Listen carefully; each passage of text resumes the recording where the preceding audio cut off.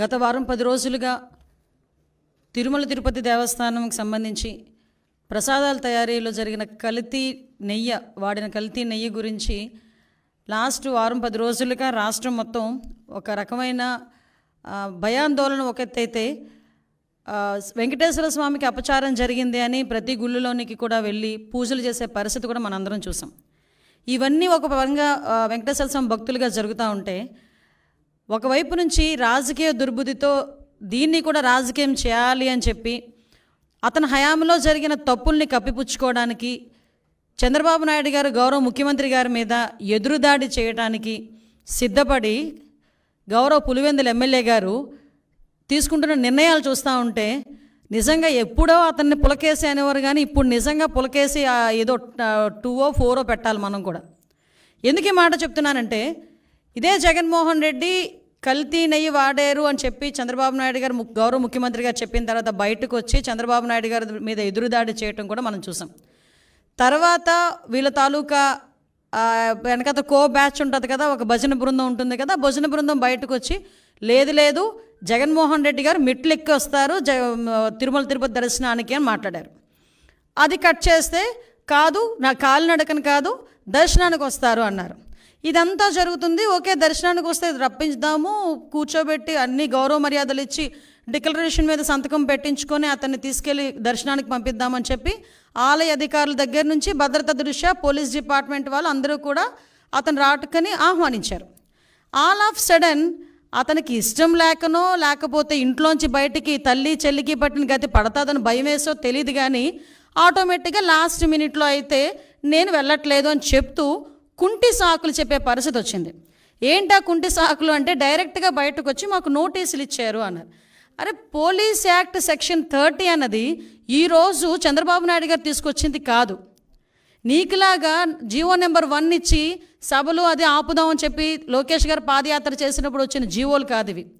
Police act section 30 అన్నది ఎప్పుడైనా శాంతి భద్రతలకు విఘాతాలు కలుగుతాయి అనుకునేటప్పుడు డిపార్ట్మెంట్ వాళ్ళు రెగ్యులర్గా ఇచ్చే నోటీస్ అది. ఆ నోటీస్లో చాలా క్లియర్గా వైఎస్ జగన్మోహన్ రెడ్డి గారు ఆంధ్రప్రదేశ్ మాజీ ముఖ్యమంత్రి 27/9/24, 28/9/24 తేదీల్లో తిరుపతి తిరుమల పర్యటించనున్నారని ప్రభుత్వ అధికారిక సమాచారం ద్వారా తెలిసినది. ఈ పర్యటనలో శ్రీ వైఎస్ జగన్మోహన్ రెడ్డి గారు తిరుమలలో శ్రీ వెంకటేశ్వర స్వామి వారిని దర్శించుకోనున్నారు. ఈ పర్యటనకు స్వాగతం పలికేందుకు తిరుపతి జిల్లా మరియు పరిసర జిల్లాల నుంచి సుమారు 10,000 మంది వైఎస్ఆర్సీపీ నాయకులు కార్యకర్తలు తిరుపతికి రావాలని సోషల్ మీడియా ద్వారా విస్తృత ప్రచారం జరుగుతున్నది. అదేవిధంగా ఈ పర్యటన అడ్డుకుంటామని వివిధ రాజకీయ పార్టీలు, హిందూ ధార్మిక సంఘాలు, ప్రజా సంఘాలు కూడా సోషల్ మీడియా ద్వారా విస్తృత ప్రచారం జరుగుతున్నది. ఈ సందర్భంలో తిరుపతి జిల్లాలో ఉద్రిక్త పరిస్థితులు, శాంతి భద్రతలకు విఘాతం కలిగే అవకాశం ఉన్నది. ఈ పరిస్థితుల వల్ల రాబోయే తిరుమల బ్రహ్మోత్సవాలు మరియు ప్రపంచవ్యాప్తంగా తిరుపతి తిరుమలకు వచ్చే యాత్రికులపై ప్రభావం చూపే అవకాశం ఉన్నది. అదేవిధంగా గౌరవ తిరుపతి జిల్లా సూపరింటెండెంట్ ఆఫ్ పోలీస్ వారు తిరుపతి జిల్లాలో సెక్షన్ 30 పోలీస్ యాక్ట్ను అమలు చేసి ఉన్నారు. కావున తిరుపతి జిల్లాలో ఎటువంటి ర్యాలీలు, సభలు, సమావేశాలు, భారీ జనసమూహాలు ముందస్తు అనుమతి లేకుండా జరుపుటకు నిషేధించబడినది. ఇట్టి నిబంధనలు ఎవరైనా అతిక్రమించిన ఎడల వారిపై చట్టపరమైన చర్యలు తీసుకొనబడును. కావున అన్ని వర్గాల వారు తిరుపతి జిల్లాలో శాంతి భద్రత పరిరక్షణకై పోలీసు వారికి సహకరించాల్సిందిగా కోరడమైనది. ఇది నోటీస్. దీన్ని నిన్న కావాలని 10 సార్లు చూపించి ఇందులో ఏదో అతనికేదో నోటీసులు ఇచ్చామని చెప్పి మాట్లాడి ప్రజలకి ఒక రాంగ్ పర్సెప్షన్ క్రియేట్ చేయడానికని చాలా విశ్వ ప్రయత్నాలు చేశాడు జగన్మోహన్ రెడ్డి. నేనేమంటానంటే, జగన్మోహన్ రెడ్డికి సూటిగా అడుగుతున్నా, జగన్మోహన్ రెడ్డికే కాదు వాళ్ళ తాలూకా నాయకులందరికీ కూడా, ఒక్క బైండ్ ఓవర్ అయినా మేము చేసామా? ఒక్క నాయకుడినైనా హౌస్ అరెస్ట్ చేసామా? ఒక్క నాయకుడినైనా ప్రివెంటివ్ అరెస్ట్ చేసామా? ఒక్క నాయకుడి ఇంటి దగ్గర పోలీస్ పహారా ఏమైనా ఉందా? కనీసం ఎక్కడైనా మీకు ఆయన ఎయిర్పోర్ట్లో నుంచి దిగిన తర్వాత మళ్ళీ అక్కడికి వెళ్ళినంత వరకు కూడా అతనికి భద్రత నిమిత్తం ఉండే పోలీసులు తప్పించి పోలీసులు భారీగా మోహరించిన పరిస్థితులు ఏమైనా ఉన్నాయా?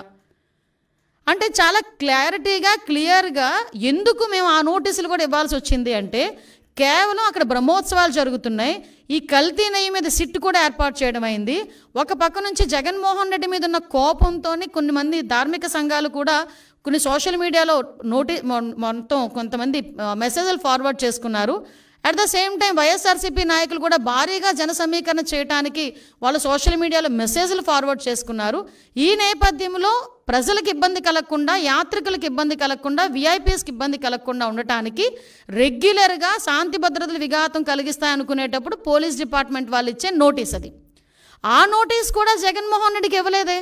జగన్మోహన్ రెడ్డిని రావద్దు అని ఎవరు చెప్పలేదే. మీరు రాకండి అని మేము ఎవరూ చెప్పలేదే. వస్తే మిమ్మల్ని అరెస్ట్ చేస్తామని చెప్పలేదే. ఏ రోజు చంద్రబాబు నాయుడు గారిని ఎయిర్పోర్ట్లోనే ఆపేసినట్టుగా మేము ఎప్పుడు ఆపడానికి మేము ప్రయత్నం చేయలేదే. నిజంగా జగన్మోహన్ రెడ్డి గారిని ఆపాలనుకుంటే ఆయన ఇంత ధైర్యంగా ఈ సెంట్రల్ జైలు విజిట్లు చేసేవాడు ఆయన? ఎంతమంది సెంట్రల్ జైల్లో ఉంటే విజిట్లు చేశాడు ఆయన? మేము ఎప్పుడైనా ఆపామా? అంటే విషయం ఏంటంటే, మేము ప్రజాస్వామ్యబద్ధంగా ముందుకెళ్తున్నప్పుడు మా మీద బురద చల్లటానికి పోలీసు నోటీసులు నాకు ఇచ్చారు అని చెప్పి నిన్న అతనికి వెళ్ళడానికి, ఫస్ట్ ఆఫ్ ఆల్ అతనికి వెళ్ళడానికి ఇష్టం లేదు తిరుమల తిరుపతి దేవస్థానానికి. దట్టు డిక్లరేషన్ ఇచ్చేయడానికి అసలు ఇష్టం లేదు. మళ్ళీ నేను నొక్కి పెడుతున్నా, డిక్లరేషన్ వన్స్ ఇచ్చి కనుక ఆయన టెంపుల్లోకి వెళ్తే వాళ్ళ ఇంట్లో తల్లికి చెల్లికి బట్టిన గతి అతనికి పడతాదేమో అన్న ఉద్దేశంతో అతను వెళ్ళడం మానేశాడు. ఆ మర్మం ఏంటో మీరే గ్రహించండి.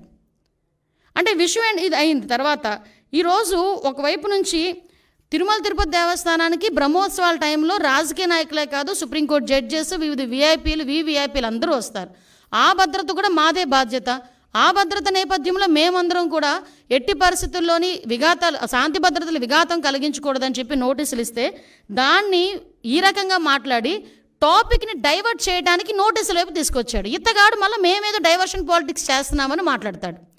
అది ఇప్పటికీ కూడా మేము స్టాండ్ అయి ఉన్నాం. కల్తీ నెయ్యి ఉంది. కల్తీ నెయ్యి అయితే లడ్డూ ప్రసాదంలోని కల్తీ నెయ్యి చేర్చారు. కల్తీ నెయ్యితో ప్రసాదం తయారు చేయబడింది. దాని గురించని ముఖ్యమంత్రి హోదాలో ఉన్న చంద్రబాబు నాయుడు గారు కానీ, ఉప ముఖ్యమంత్రి హోదాలో ఉన్న పవన్ కళ్యాణ్ గారు కానీ, లోకేష్ బాబు గారు కానీ మేమందరం మాట్లాడుతున్న ఈ నేపథ్యంలో దాని గురించి మాట్లాడండి అంటే, దాని గురించి మాట్లాడకుండా నేను మెట్లు ఎక్కుతాను, ఏంటది దర్శనానికి వెళ్తాను అని చెప్పి డైవర్ట్ చేయడానికి ప్రయత్నం చేసింది నువ్వు. ఈరోజు మళ్ళీ తిరిగి డైవర్షన్ పాలిటిక్స్ అని చెప్పి మా మీద మాట్లాడే పరిస్థితి కనిపిస్తూ ఉంది.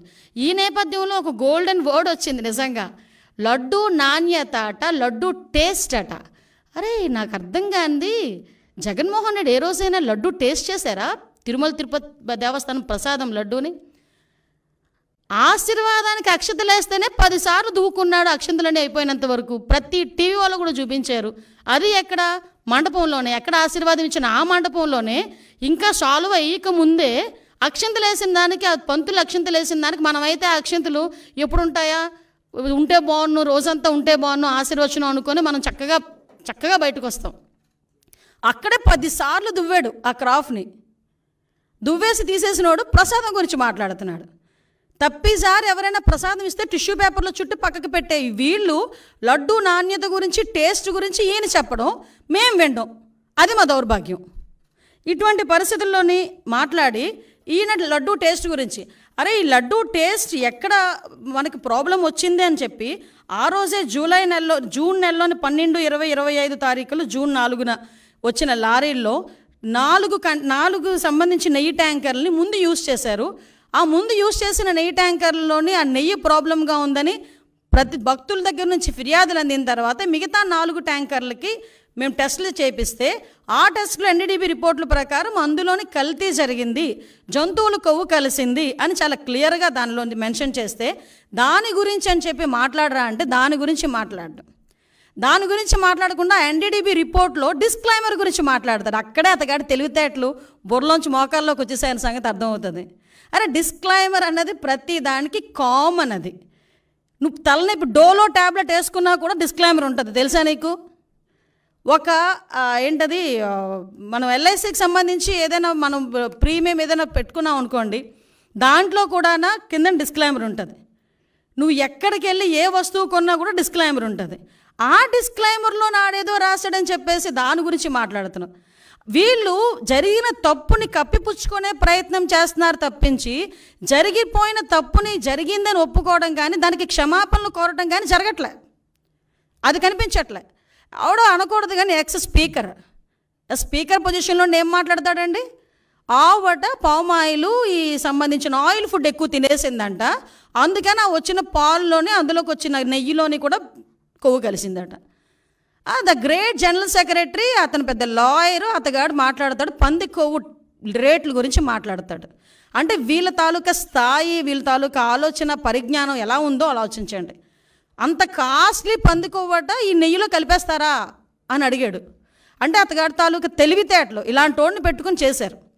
దీవన్నిటికీ కూడా సిట్ ఏర్పాటు చేస్తే సిట్ కూడా సొంత మనుషులతో చేయించారు సిట్ అన్నాడు. లేకపోతే సాక్షి ఉద్యోగస్తులతో ఏమంటారా? సాక్షి ఉద్యోగస్తులతో వేసేది సిట్ కాదయా, ప్రభుత్వ ఉద్యోగస్తులతో వేసేది సిట్టు. ఈ అధికారులందరూ కూడా నీవు పనిచేసినప్పుడు, నువ్వు ముఖ్యమంత్రి ఉన్నప్పుడు కూడా పనిచేసిన వాళ్ళే. ప్రభుత్వ ఉద్యోగులు, పోలీస్ డిపార్ట్మెంట్ వాళ్ళు ఒక ఐజీ ర్యాంకర్ని సిట్ ఏర్పాటు చేసి ఆ సిట్కి మీరు సిట్కి మొత్తం అంతా రెడీ చేసి దర్యాప్తు చేయండి అని చెప్తే ఆ సిట్ మీద కూడా మీరు కామెంట్ చేస్తున్నారంటే మీరు తప్పుని కప్పిపుచ్చుకోవడానికి ఎంత ప్రయత్నం చేస్తున్నారు? మరి విజిలెన్స్ ఎంక్వైరీ వద్దు అని చెప్పి ఎందుకు కోర్టులకు వెళ్ళే పరిస్థితి వచ్చింది? అసలు యాక్చువల్గా ఈ తిరుమల తిరుపతి దేవస్థానం తాలూకా లడ్డూ గురించి కూడా మాట్లాడకూడదు అని వీళ్ళు ఎక్కడో కూడా ఒక ఇది కూడా పెట్టారు, కేసు కూడా వేశారు. సుప్రీంకోర్టులో గ్యాగ్ ఆర్డర్ కోసం పిటిషన్ వేశారు వీళ్ళు. అసలు ఎక్కడ కూడా లడ్డు వ్యవహారం గురించి మాట్లాడకుండా ఉండాలి అని చెప్పి. అంటే వీళ్ళు చేసిన పొరపాటు తెలిసిపోతుంది అని చెప్పి ఎంత దారుణంగా మాట్లాడుతున్నారో మనకు అర్థమవుతుంది. అరే మీకు డిక్లరేషన్ ఇస్తాము, డిక్లరేషన్ తీసుకొని మీరు వెళ్ళాలి, అందులో తప్పే ఉంది. ఎందుకు ఈరోజు మీరు తెలుసు, ప్రతి ఒక్క ప్రపంచం మొత్తానికి మీ ఫ్యామిలీ క్రిస్టియన్ ఫ్యామిలీ అనే సంగతి తెలుసు.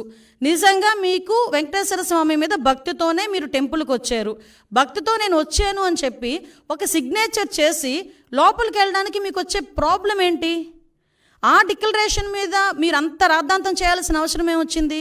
ఆ డిక్లరేషన్ మీద సంతకం పెట్టడానికి ఇష్టం లేక గొడవలు సృష్టిస్తారట, టమోటాలు ఇసురుతారట, గుడ్లు ఇసురుతారట, అలాగట ఇలాగట అని ఆ ఎక్స్ చైర్మన్ కరుణాకర్ రెడ్డి వీళ్ళందరూ కూడా టీవీలో దగ్గరికి వచ్చి మాట్లాడటం.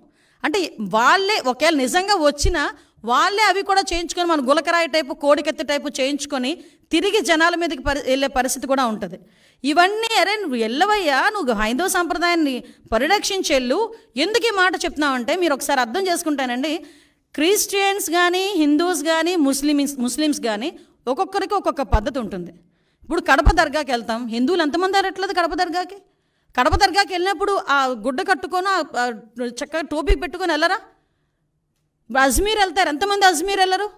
అక్కడికి వెళ్ళి వాళ్ళ సంప్రదాయం ప్రకారం వెళ్తాం కదా. తమిళనాడులోని ఇటువైపు కొన్ని టెంపుల్స్ ఉన్నాయి, షర్టు తీసి వెళ్ళాలి, మగవాళ్ళు షర్టు తీసి వెళ్ళాలి, అక్కడికి అలాగే లోపలికి పంపిస్తారు. కొన్ని చోట్ల పంచికట్టు కట్టుకుని వెళ్తారు, అలాగే వాళ్ళ దగ్గరికి వెళ్ళాలి. నేను నమ్ముతాను కానీ నేను అలా వెళ్ళనంటూ ఊరుకుంటారా? అక్కడ సేమ్ ఇక్కడ అంతే. చర్చికి వెళ్తాము, మోకరిల్లించి ప్రార్థన చేయాలనుకుంటే మోకరిల్లించి ప్రార్థన చేస్తాము అక్కడికి వెళ్ళిన తర్వాత నువ్వు గౌరవం ఉంటే. అలాగే ఇక్కడ కూడా గౌరవించి ఒక డిక్లరేషన్ మీద సంతకం పెట్టి వెళ్ళవయ్యా అన్నాం. దానికి పెద్ద రాద్ధాంతం చేసి దానికి దళితుల్ని కనెక్ట్ చేశాడు. అంటే అతను చేసిన పొరపాటుని కులమతాల మధ్య విద్వేషాలు రెచ్చగొట్టడానికి ఏ రకంగా మాట్లాడుతున్నాడు. నాకే ఈ పరిస్థితి ఉంటే దళితులకి ఏ పరిస్థితి ఉంటే? అసలు దళితులు అన్న పదం నోట్లోంచి రావడానికి నీకు అర్హత లేదయ్యా. ఎందుకు చెప్తున్నానంటే ఇదే తిరుమల తిరుపతి దేవస్థానం బోర్డు మెంబర్ల గురించి మాట్లాడుతూ నువ్వు ఒక మాట మాట్లాడు. చాలామంది రికమెండేషన్స్తో వస్తారు, సీఎం గారు రికమెండేషన్లతో వస్తారు, చాలా ప్రాశస్తమైన కమిటీ అది, ఆ బోర్డు అది అని చెప్పావు. మరి ఆ బోర్డుని ఒక రకంగా చెప్పాలంటే భ్రష్టు పట్టించడానికి 50 మంది సలహా మండలిని ఎందుకు పెట్టావు? నీకు విషయం చెప్పనా? అఫ్కోర్స్ అది కోర్టు కొట్టేసింది కాబట్టి పోయారు, కానీ నువ్వు ఇచ్చిన బోర్డులో కూడా 6గురికి నేర చరిత్ర ఉందని సాక్షాత్తు హైకోర్టు బయట చెప్పింది. నీకు ఇంకో విషయం తెలుసా? నువ్వు ఇచ్చిన బోర్డులో ఒక్కడు కూడా దళితుడు లేడు. నువ్వు ఈరోజు దళితుల గురించి మాట్లాడుతున్నావు. నీకు ఆ రోజే నీ చేతులతోనే టీటీడీ బోర్డు మెంబర్లకి దళితులకి ఇవ్వాలన్న ఆలోచన కూడా నీకు రాలే. మళ్ళా పైగా ఈరోజు దళితుల గురించి మాట్లాడుతున్నావు. మా హయాంలో మా బాలవీరాంజనేయ స్వామి గారు, మా మంత్రి గారు ఆ రోజు బోర్డు మెంబరు. ఇంకో విషయం కూడా ఇక్కడ ప్రస్తావించాలి కాబట్టి ప్రస్తావిస్తున్నా. 2014-19 హయాంలో నేను ఎమ్మెల్యేగా ఉండేటప్పుడు గౌరవ ముఖ్యమంత్రి గారు చంద్రబాబు నాయుడు గారు నన్ను టీటీడీ బోర్డు మెంబర్ని చేస్తే ఆ రోజు నా మీద కావాలని నేను మాట్లాడిన మాటలను కట్ అండ్ పేస్ట్ చేసి ఆరోపణ చేశారు. ఎలాంటి ఆరోపణలు చేస్తే ఆ ఆరోపణలు కూడా నేను ఒకటే, అతని ప్రాశస్తం తగ్గకూడదని ఆ రోజు మేమే బయటకు వచ్చి, అంటే దళితురాలనైనా నన్ను వెళ్ళనివ్వకుండా కూడా ఆ రోజు నీ పేటీఎం బ్యాచ్ అంతలాగా సోషల్ మీడియాలో రెచ్చిపోయి నా మీద రేణిపోని అబాండాలన్నీ వేశారు. మీరు అబాండాలు వేసినంత మాత్రాన నేనే వెంకటేశ్వర స్వామికి దూరం అయిపోలేదు కదా. ఆ రోజు దళితురాలను నన్ను కూడా వెళ్ళనివ్వలేదు, దళితులకి ఎవరికి పోటీ పెట్టనివ్వలేదు, కనీసం వాళ్ళకి ఇవ్వలేదు, దళితులకి ఎవరికి నువ్వు బోర్డు మెంబర్ ఇవ్వలేదు. ఈరోజు నువ్వు మాట్లాడుతున్నావు. నేను ధైర్యంగా చెప్తున్నాను, ఎస్ నేను హిందువుని. నువ్వు చెప్పగలవా? బయటకు వచ్చి చెప్పు, డిక్లరేషన్ మీద సంతకం పెట్టవయ్యా అంటే పారిపోయి ఇంట్లో కూర్చున్నావు. ఈరోజు నువ్వు మాట్లాడుతున్నావు దీని గురించి. ఇలాంటి విషయాలన్నీ కూడా ఒక్కసారి మనం కూడా, నేను ఒకటే చెప్తున్నా, ఈరోజు దళితుల గురించి అంటే దళితులు అంటే ఏంటంత చిన్న చూపు? ఏం దళితులు ఎవరు గుళ్ళకి వెళ్ళట్లేదా? ఈరోజు నీకు విషయం తెలుసా? తిరుమల తిరుపతి దేవస్థానం మీద డిప్యూటీ ఈఓ పొజిషన్లో ఉన్న వాళ్ళు చాలామంది వెళ్తున్నారు. ఒకసారి చెక్ చేసుకో. నీ హయాంలో ఉండొచ్చు, ఉండలేకపోవచ్చేమో, మా హయాంలో ఉంటారు. ఎందుకంటే మాట్లాడితే మానవత్వం అన్న పదం సిగ్గుపడుతుందయ్యా జగన్మోహన్ రెడ్డి, నీ నోట్లోంచి ఆ పదం వస్తే.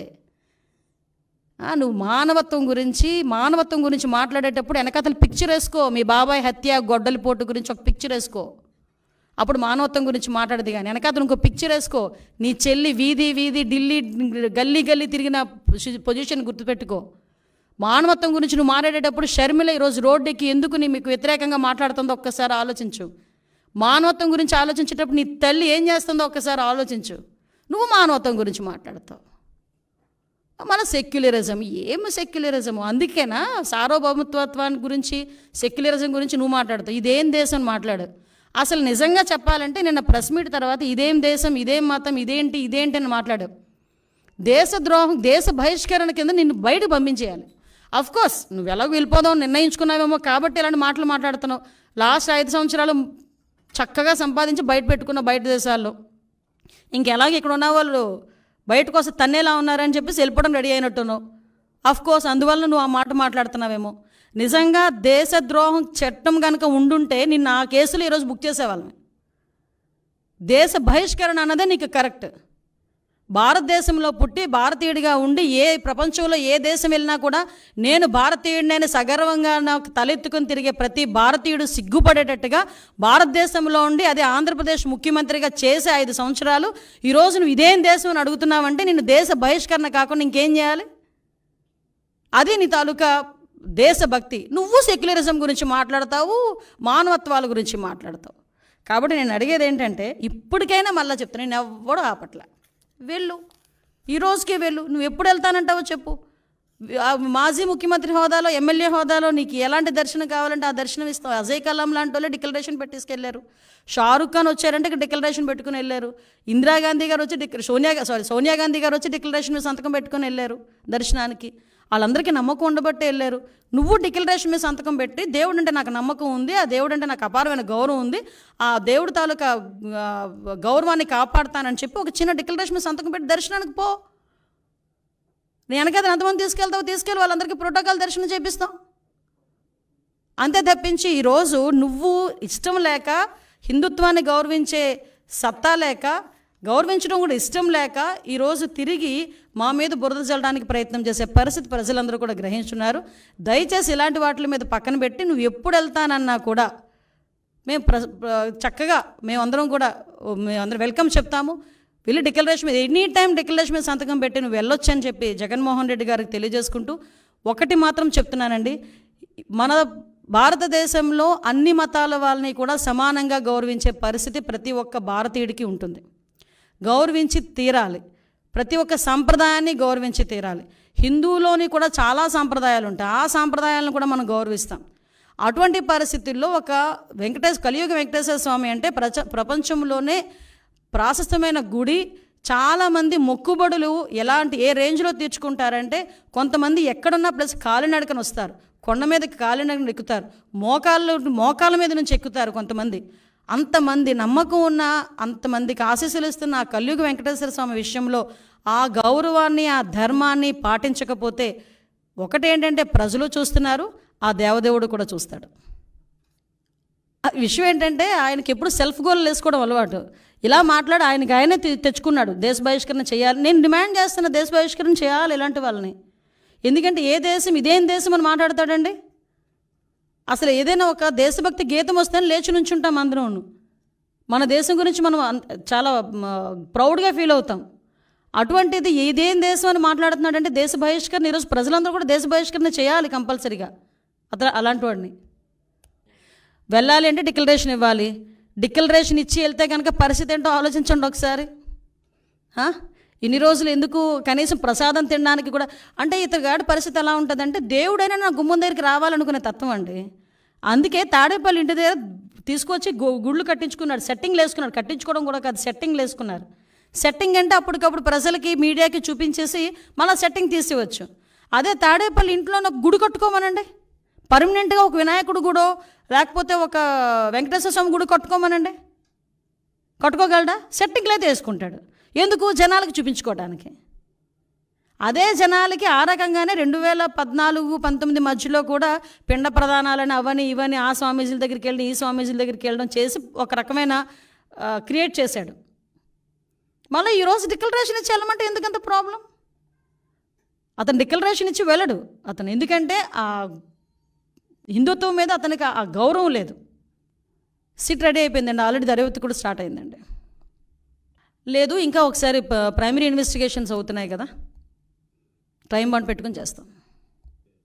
ఎలాంటి వారైనా ఏ పొజిషన్లో ఉన్నా ఈ సిట్టు దర్యాప్తులో కనుక తప్పు చేసాడు అన్న సంగతి తేలితే శిక్ష తప్పదు.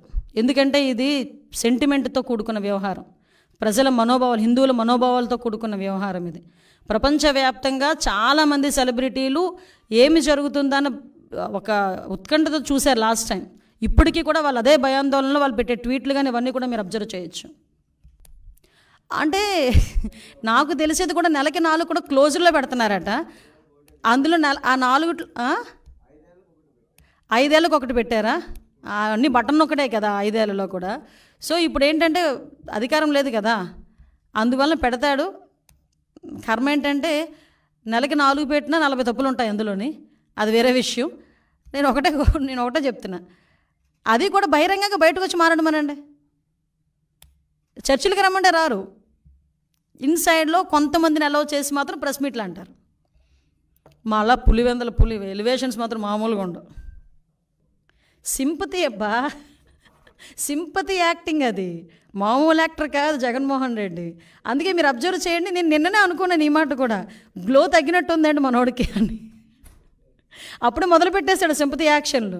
3 నెలలకే జనాల దగ్గరకు వచ్చి బేల మాటలు, బేలగా కనిపించటం, పేలవంగా కనిపించడం, నీరసంగా కనిపించడం, ఇవన్నీ ఏంటంటే జనాల్లో అయ్యో పాపం అది అయిపోయింది. జగన్మోహన్ రెడ్డి ఆ టర్ము ఆ టైము అన్నీ అయిపోయినాయి. ఇంక నువ్వు ఎన్ని ఆశాలు వేసినా జనాలు నమ్మే పరిస్థితులు అయితే లేరు.